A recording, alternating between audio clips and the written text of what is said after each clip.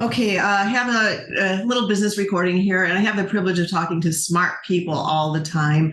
And this conversation is with a gentleman who's considering starting a home watch business. And I tell everybody that I like the hard questions. So, Todd, are you up for asking me some hard questions? Well, I hope so. I, Oh, I, not, I, I have oh, not questions too that hard. matter to me, and hopefully they'll matter to others. I think they will matter to others. So thank you for being willing to share this information. So what are you haven't started your home watch business yet. You're in the inquiry stages. I'm ready. I have my third cup of coffee for this morning. I am ready, sir.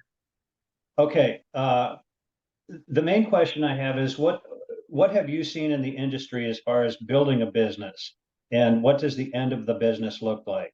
Um, are people building it to pass it on, to sell it, or to just let it go away when they're done with it?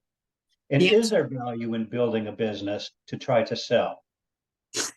the answer to this, my friend, is yes to all of the above.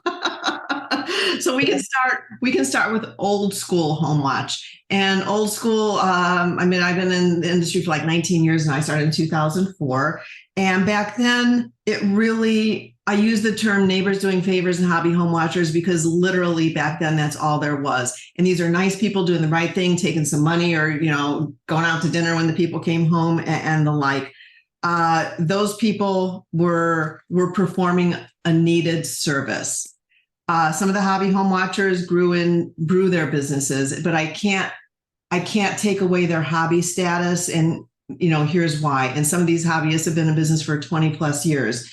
They've they've never they've never really established the right business structure. Most of them don't have a reporting system as far as software or anything. Some of them don't even have a contract. And then 20 years later, and this happens more times than I can even tell you, 20 years later, they want consulting and everything. Diane, I'm on the 3 to 5 year plan to sell my business. What should I do? It's like, well, how many clients do you have? 100, whatever, 100, 150, whatever.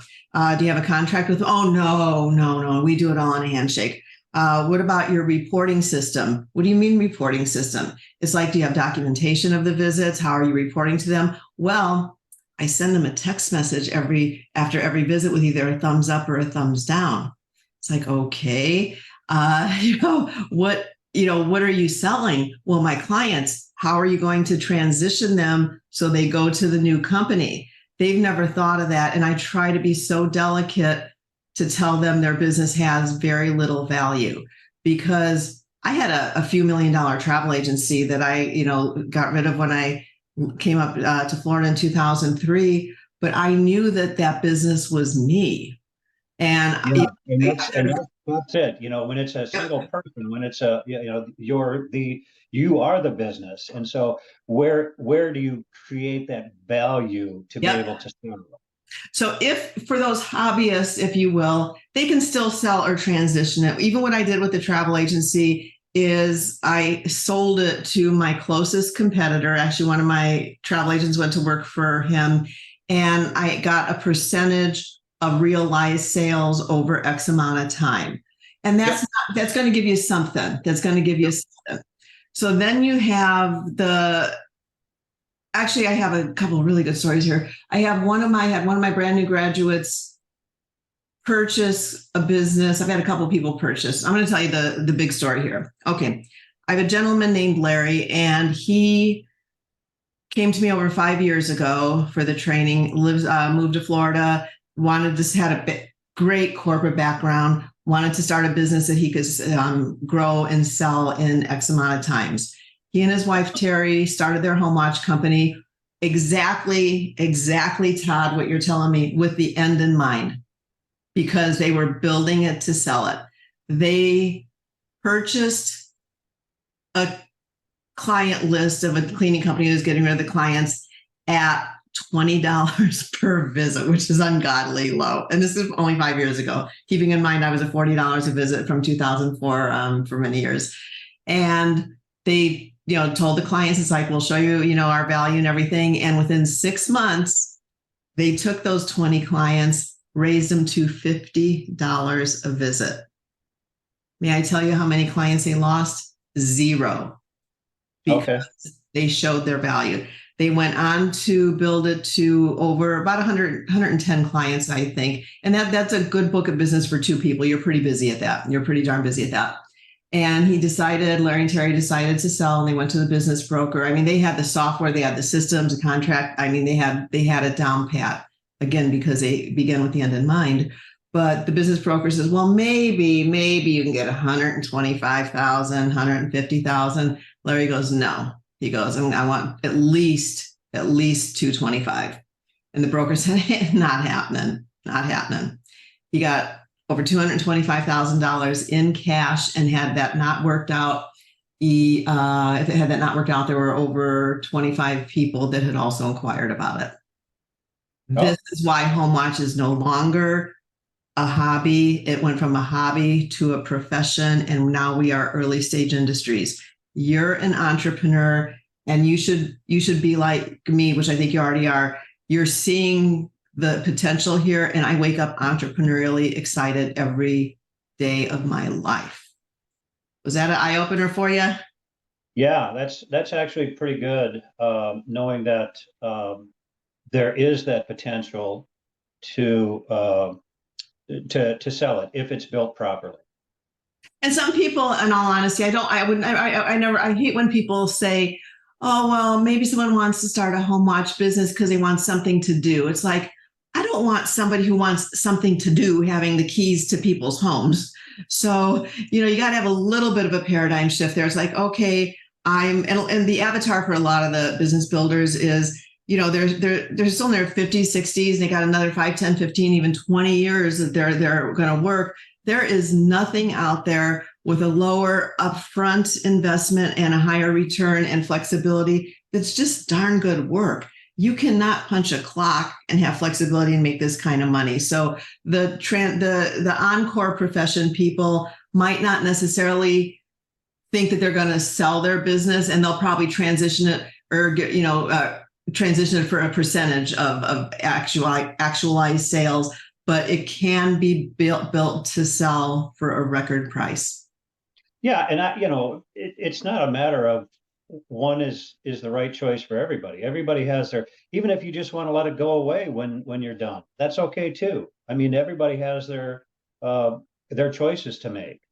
They're their end game, and you're right. So some of the folks, they do let it just go away, and or I hate to even say this, sometimes the business owner dies.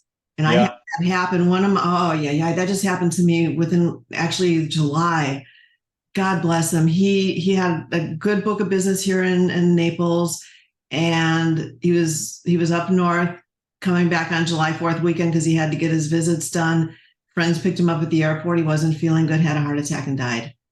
Wow, that's unfortunate. Yeah, it's horrible. So in that case, or in somebody who just wants to get rid of it, they basically just tell the homeowners the business has dissolved. Go to the main website, findhomewatch.com, because that's where the equally certified folks are. And then they just interview and select somebody. So, yeah.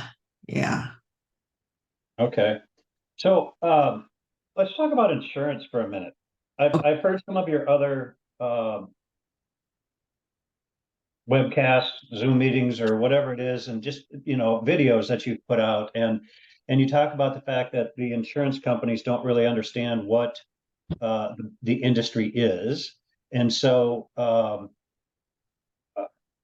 is there one or even a few companies that do get it, and who might they be? Okay, thanks for that question.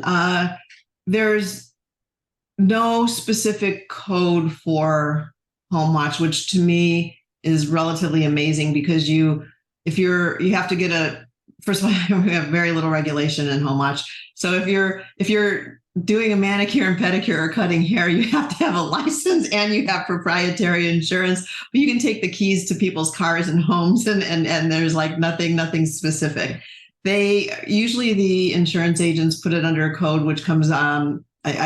Anybody can ask me for the code. I don't have it at my fingertips, but it falls under all other services. So we as home watch business owners need, at the very minimum, general liability policy, $1 million with a $10 million aggregate. And that's pretty much, it's not a lot of insurance. That's not huge at all. But that's pretty much what we need here in Florida to even walk into a high rise or some communities.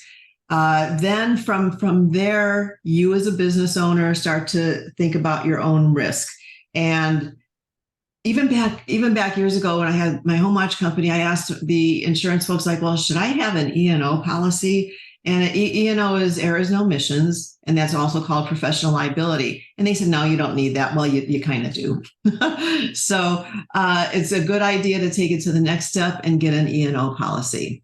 The next confusing thing is that if you really read your insurance policy very, very closely, because certainly the person selling the policy is not going to tell you about the things it doesn't cover. And irony of ironies, you'll have 2 or 3 pages of what it covers and like 10 or 20 pages of what it doesn't, kind of like when they talk about the drugs on TV and they talk 2 seconds about the drug and 30 seconds about all the side effects. So it's the same thing. But in some policies, there's a mold exclusion. So the most common thing that can happen, especially in a warm, humid place like Florida, is that if there's mold, and whether the home watcher has done something wrong or not, if you get caught up in a lawsuit, you're gonna have trouble. So one of the insurance companies that we work with that understands home watch, they talk to the business owner about a contractor's pollution policy. So you're a business owner. Every time you add something to it, it costs more. So that's up to you how well you're going to cover yourself. But I am, and you and I have spoken before, I'm way like you, risk management adverse. So I don't, I care about risk management. You're a business owner, you get it. But for the new folks listening here, this is serious stuff. So your first level of risk management is education, not only foundational, but ongoing. In your current career, you do continuing ed all the time.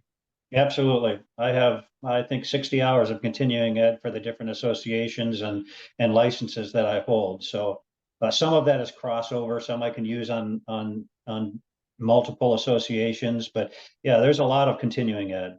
I mean, we'll say, for sake of this conversation, you're currently a home inspector. So I do have a lot of home inspectors that start to do home watch companies. So your first level of risk management is the education, followed by a good contract, a good agreement between you and your clients. And that's why I just don't know how to act when somebody says I'm operating my home watch business on a handshake.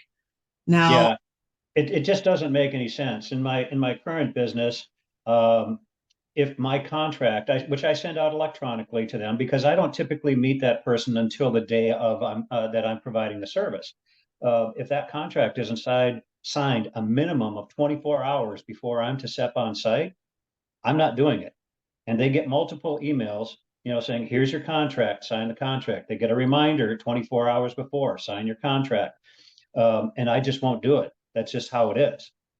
So I understand how important the contract is because it sets expectations.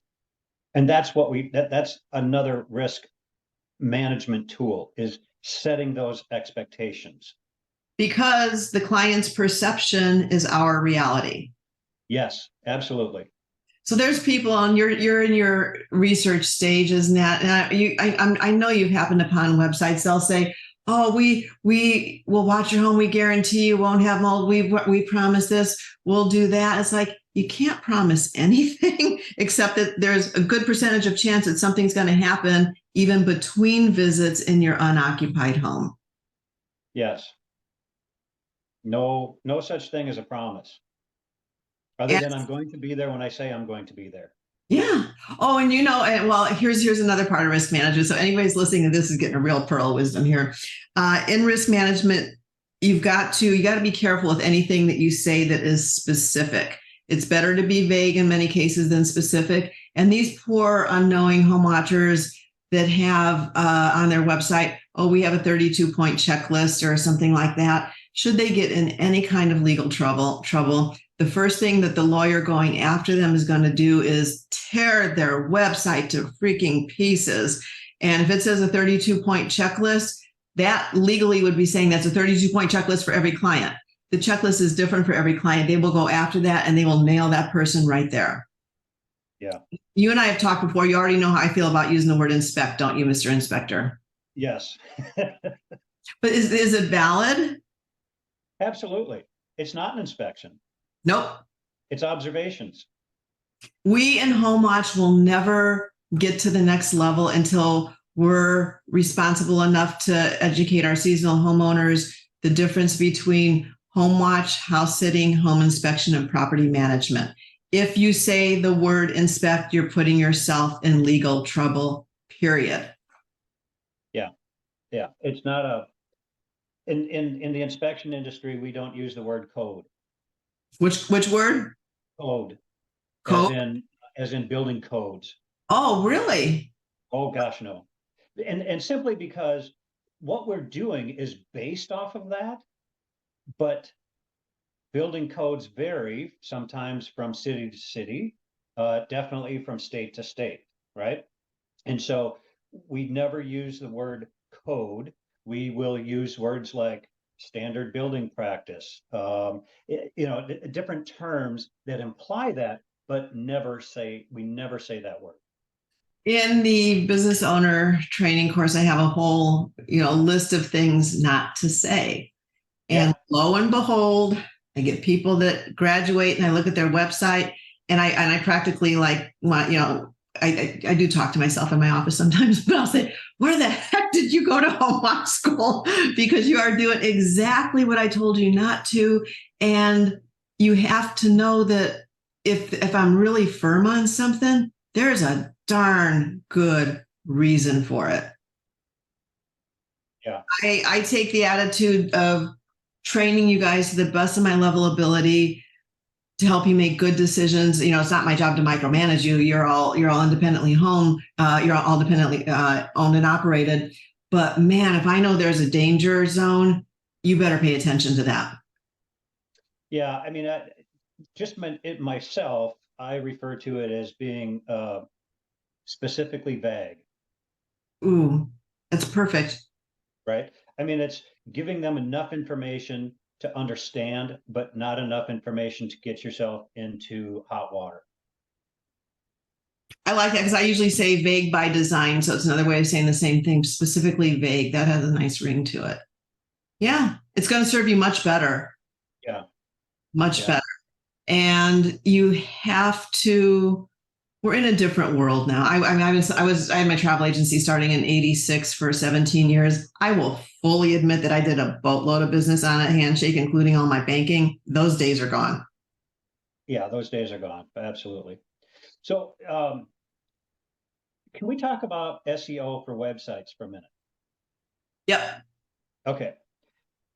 I use very little of it on my current website because that business has been around for a while now. It's been active for over a dozen years. Mm-hmm. And most of my work is either through cities that I'm licensed to work in or word of mouth. And I've always kind of looked at SEO as wasted dollars because there's nothing out there that is that guarantees a return. Lots of promises, and it's expensive. It's very expensive. So the best thing that we've done is use WordPress and put in some SEO in the website. I don't pay for any advertising, any SEO or anything like that because I don't see the return on my money. But talking about the SEO and websites, do you have companies that you recommend or work with to establish those websites and can put in some basic search engine optimization? I do not think personally that even the people who think that they're doing SEO for a living understand it. You're right, because it's an ever-changing world. Yes. Yes, we will never understand it.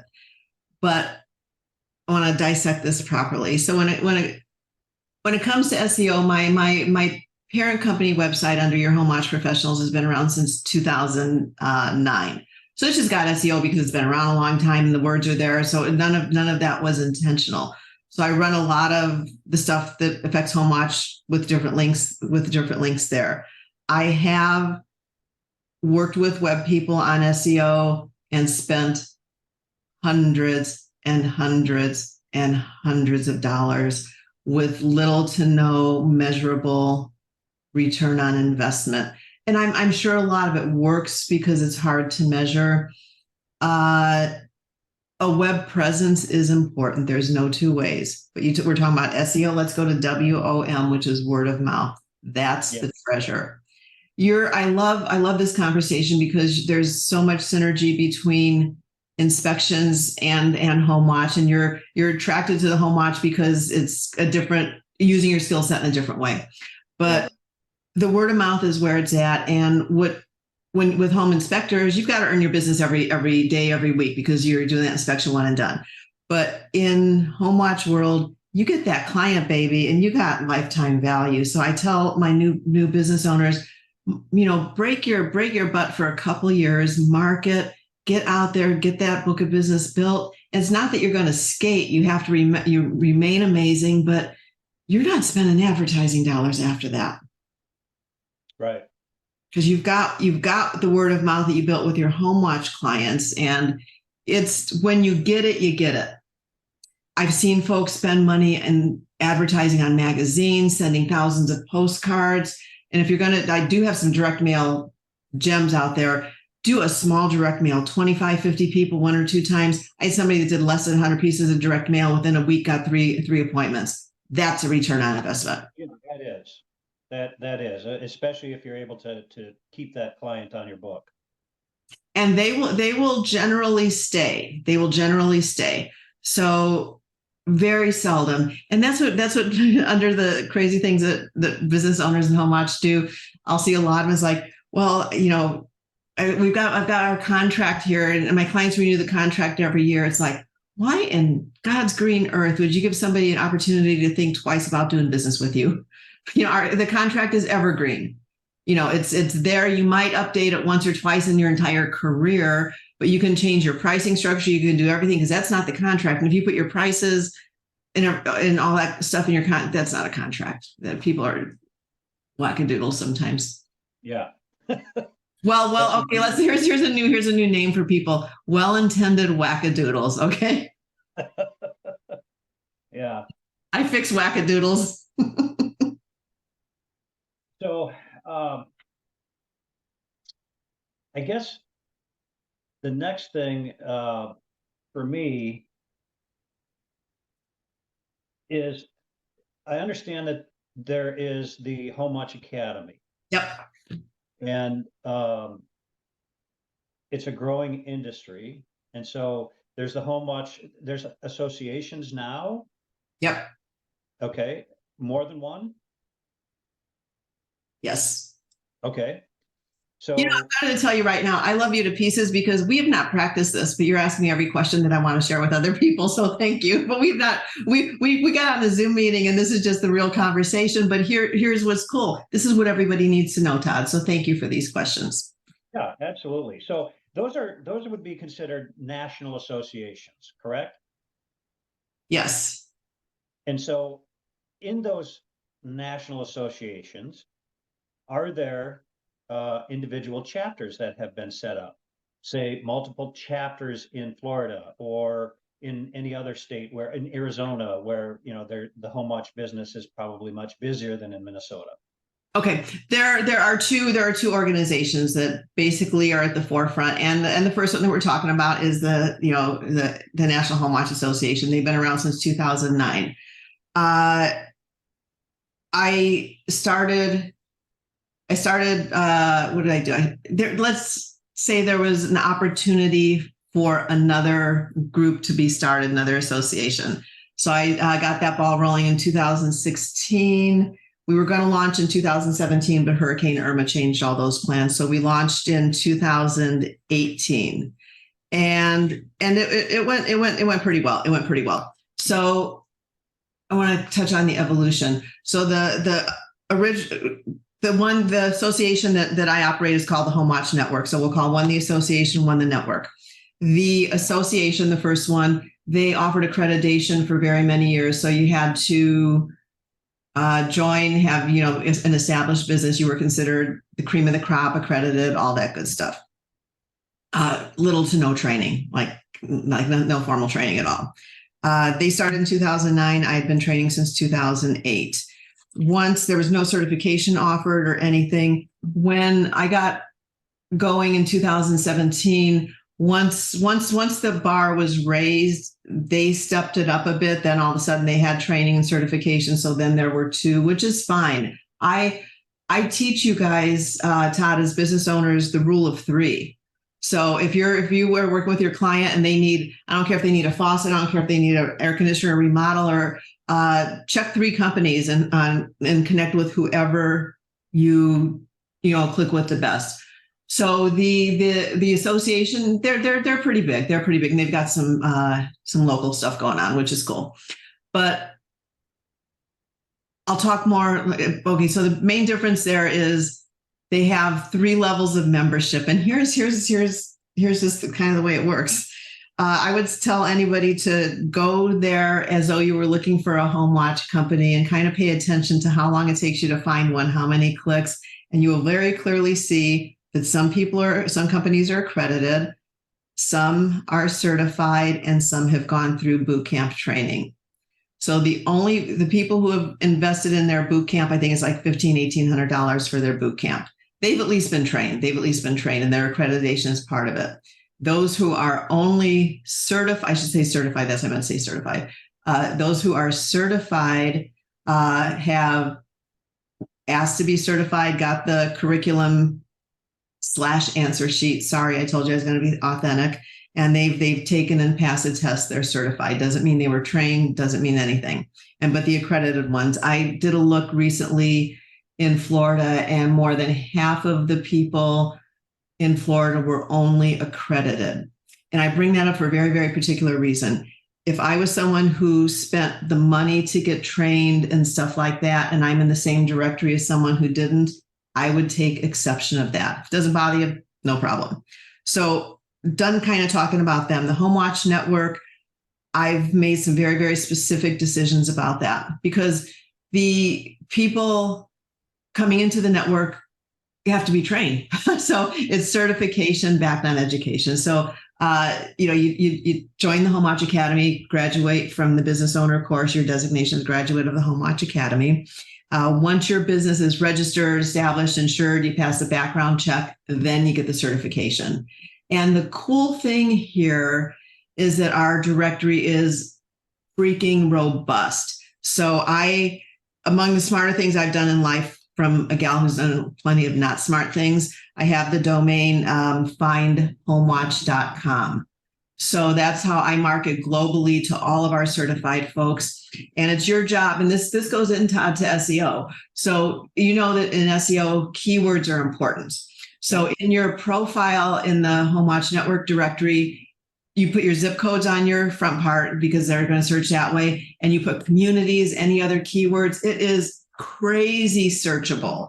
I could go in there and just put in Todd, and everybody named Todd will pop up. So education is covered in the academy, ongoing education in our graduate resources, but the Home Watch Network is beautifully evolving into a branding and marketing engine. And I know when you guys are making money, and that's when you're in the home flushing toilets and looking for water damage or whatever, that's when you're making money. So let us help with the branding. We have pre-designed templates for your social media. We've got promotional stuff. We're printables are coming out and being developed as we speak. Everything to make it as what I want to say, business in a box as possible. But the ultimate goal is the message is being shared correctly. And the only way we're going to grow this industry is to get the homeowners to understand why they need Home Watch and why they need a certified Home Watch reporter. That's the tipping point, my friend. So when we market in unity, it will do it. And when I talk to the homeowners, it's like, okay, if you go on the Home Watch network, the findhomewatch.com, if your home watcher is not there, ask questions because are they trained? Are they background checked? Have they done all of this? It's like, just because you live in a home doesn't mean you're qualified to watch one. Yeah.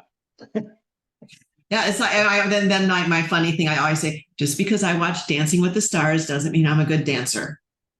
Well, it comes back to you don't know what you don't know. Yeah. And because you own a home doesn't mean you know everything about that home. It doesn't mean you know anything about that home. How much do you see it in your inspection business? Because homeowners don't know anything about their homes. I can make what appears to me the most simple statement about a furnace. And that potential buyer looks at me and says, "Oh, I had no idea." No. And why would they? Right? I mean, it doesn't, they're smart people, Yeah, number one, they can afford multiple homes. So there's got to be a level of smart.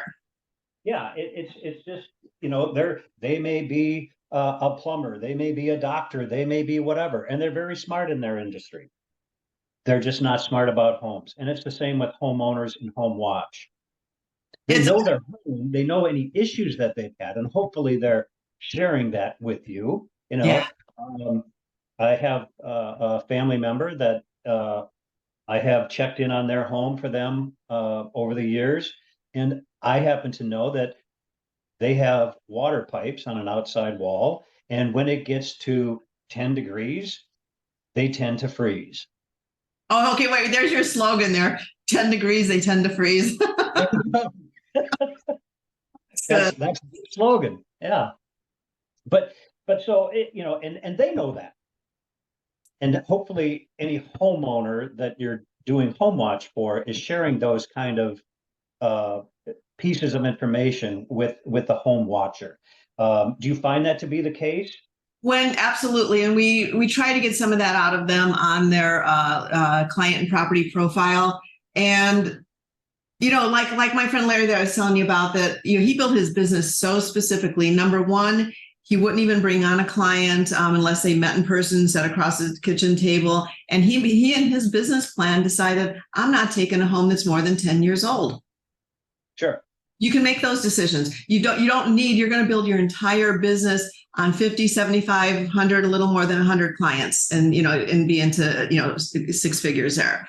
So it's with intention. And what the education does, and what I work so wholeheartedly to try to do, is empower people to come out of the gate with that confidence.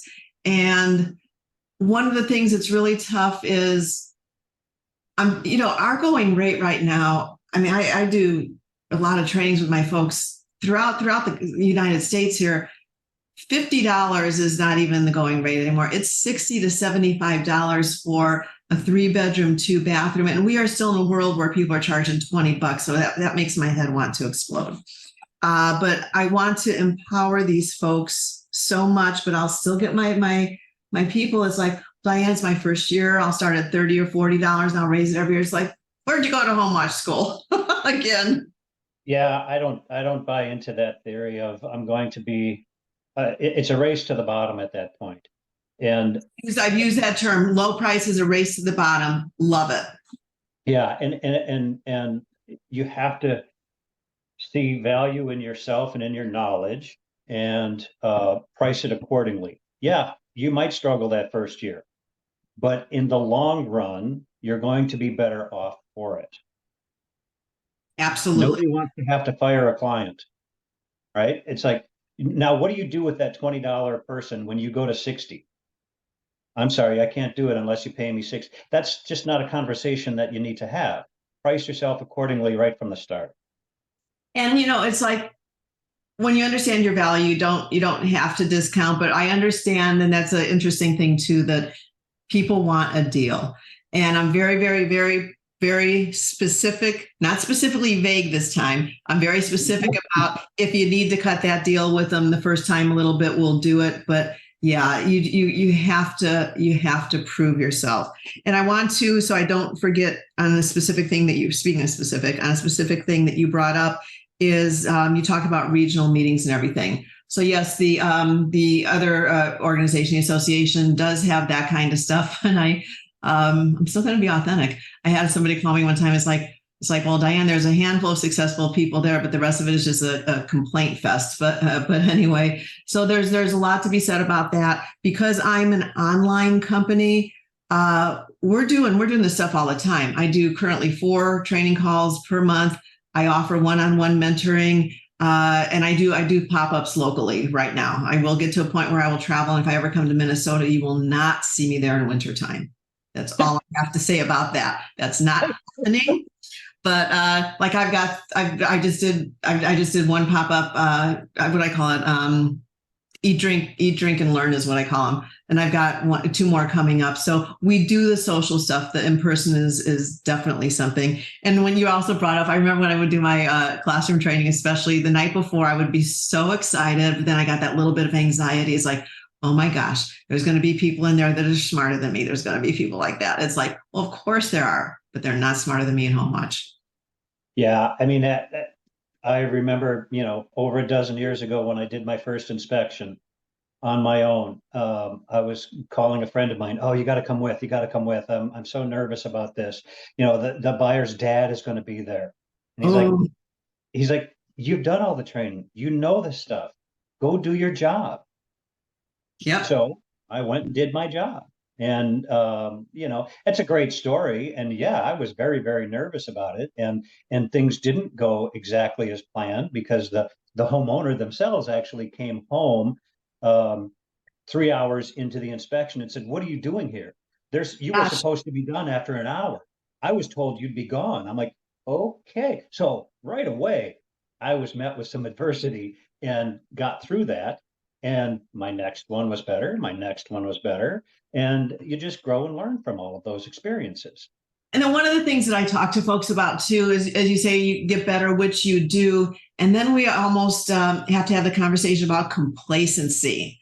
Because Yeah. once you're in the field, I was in the field for over 15 years. So you know how many toilets I flushed over those years.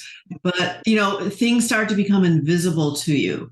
So I had a business partner, so we would shake it up a little bit. Sometimes we would just, cross check on each other's homes just to make sure you had fresh eyes. Or instead of going clockwise, I might go counterclockwise. But yeah, you have to watch for complacency. But in all honesty, too, that's handled with systems.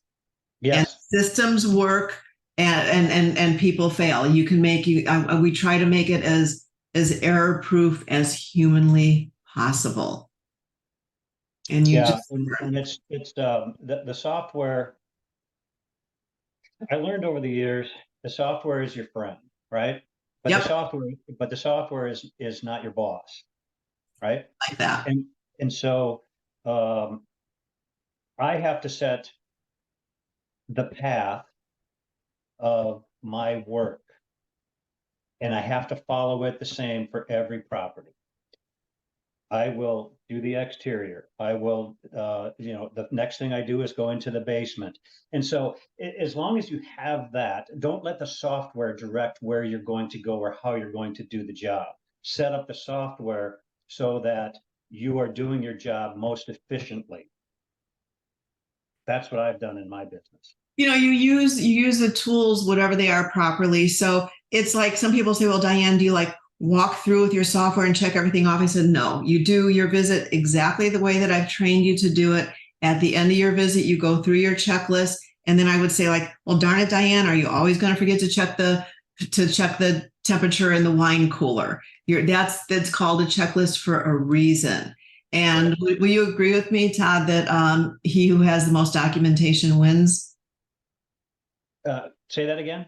He who has the most documentation wins. Oh, absolutely. Yeah, absolutely. Uh, it's important to have that documentation. If you don't have the documentation, you have nothing. You have nothing. And it's as important for the homeowner because should they get into an insurance claim, they have to have proper documentation. It's it's interesting. It's interesting. So one of the things that came up, I want to stop you right there for a second because sure, that's something that I hadn't actually thought about is that the homeowner needs that documentation for their insurance company. It's not just for you. It's not just for me to say, yeah, here's the picture of what I observed, and here's the, here it was the week before, and here it is this week. It's not just to protect me and my business, it's to protect the homeowner so that they have the proper documentation for their insurance company to get a proper settlement. absolutely. And that's a whole nother bag of tricks. And there's there's so much more to home watch than people even understand. We really become partnership in the overall workings of the home. We can't say management because we're not property managers, but I love words like or like project managers, but we are advocates. Yeah. And as you initially will work side by side with the inspection business, your home watch business. Eventually, when you don't want to go in crawl spaces in the attics anymore, you'll do the home watch part because we don't do that. But at that point, every skill that you have makes you a better advocate for the homeowner. I've had people go through the course that have owned mold remediation companies. I've a lot of firefighters, former military, business owners. But then I also have people that have started their home watch business in just coming from corporate America or the school system or something like that. They don't know diddly. So they're a clean slate, but therein lies why you have to plug into continuing ed. And a lot of the stuff that I have on the home watch graduate resources is exactly like this. It's conversations. Yeah. Interesting. Have you ever heard of a home watcher being involved in a insurance settlement, past just providing documentation? Yes. Yes. And sometimes it's a good story, sometimes it's a bad story. And I have one that's only like less than 2 weeks old. But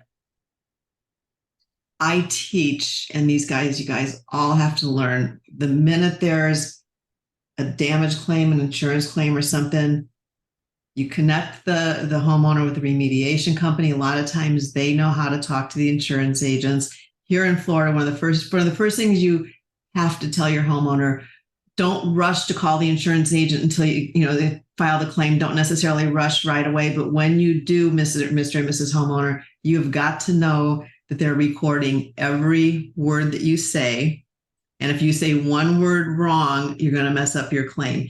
If God bless the homeowner that calls and says, my home watcher called and said I had mold, because my air conditioner broke, 100% they're not going to honor that claim. You just tell them you have damage. So that's what we would at least prep the homeowner with. You as a business owner want to step out of that as quickly as humanly possible. And if you interact with adjusters or anything like that, no, you don't even want to talk to them. And we had one recently, the story that I referred to, where the adjuster called and the home watcher believed they were talking to an insurance person that was representing his homeowner. And it was the opposite. Oh, yeah. And it turned out okay. It could have been devastating. And there's always a lesson. And here again, this is why the training is important. This is why the ongoing ed's important. I'm a good trainer and teacher and educator because I'm a humdinger of a great student. So it's, either I've made the mistakes, cried the tears, spent the money, or know somebody who has, and that's how you learn. So the big takeaway on this baby is you better know who the heck you're talking to. And you can't assume everybody's got the best intentions because they don't. Right. So really, it's just a matter of step out of it as quickly as possible. Yep. And you might be there to give access, to open the doors. If they're having a claim, I would always take pictures of all the dry up equipment or whatever. We're there to observe and report. Your servant's heart, because that's who starts home watch companies, good people, servant's heart. that makes you feel like you want to just care and be overly involved, you gotta do it with caution. Right. Do it with caution.